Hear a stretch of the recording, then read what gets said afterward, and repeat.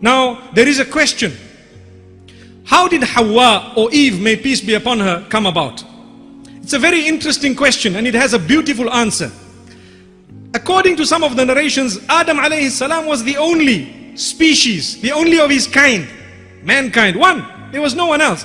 Naturally, he was feeling lonely because the angels, there are so many, there are so many, me, I'm only one. So he used to want company. He used to ask Allah for company, something that would grant him comfort. One day when he got up, he noticed someone looking very similar to him. What do we learn from this? A woman was given to a man as a gift after great prayer. MashaAllah. So we ask Allah subhanahu wa ta'ala really to make us from those who can appreciate that and who can understand it.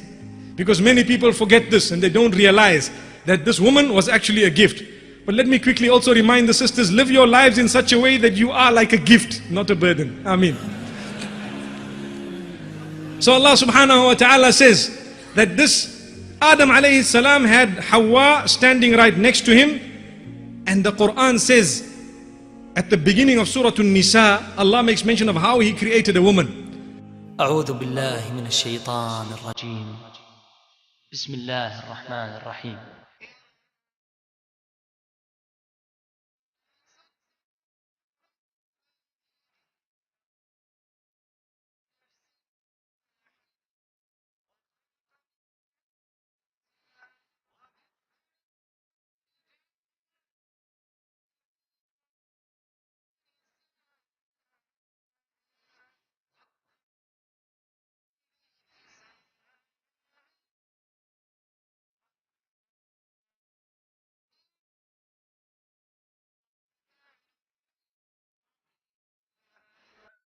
And He says we created from him, meaning from Adam, his spouse, his wife, which means Hawa. Now there are certain people who are embarrassed and they say, no, we weren't created from man. Well, why be embarrassed?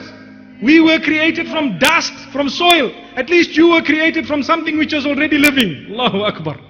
Subhanallah. There is nothing embarrassing. We are there right now. Let's talk of where we are now. This is history. No need to deny a sahih hadith and no need to deny a verse of the Quran. Clearly it says this in the opening verses of Surah An-Nisa, that Allah created man and then He created a woman from the man. So the hadith of Abu Hurairah radiallahu anhu in Sahih al-Bukhari makes mention of the rib of Adam alayhi salatu wassalam.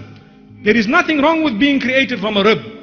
And when the hadith speaks about how a rib is bent and how the top of it is bent, and if you try to straighten it you might crack it, so be very, very careful how you treat your women. I think a lot of the women don't understand that hadith and they take it personally and they take it wrongly. They think it's an insult. Wallahi, it's not. All it is telling the men folk that be careful how you handle the women, be very kind to them, be very tolerant and be very, very patient with them, because if you want to straighten them like a pin, you might end up cracking them, which is true. You can't have your wife exactly as you want. No two human beings are the same, not at all.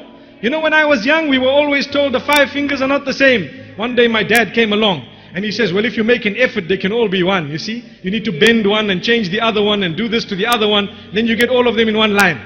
So it means an effort is required for us to be on par. There is a give and take. May Allah subhanahu wa ta'ala grant us goodness.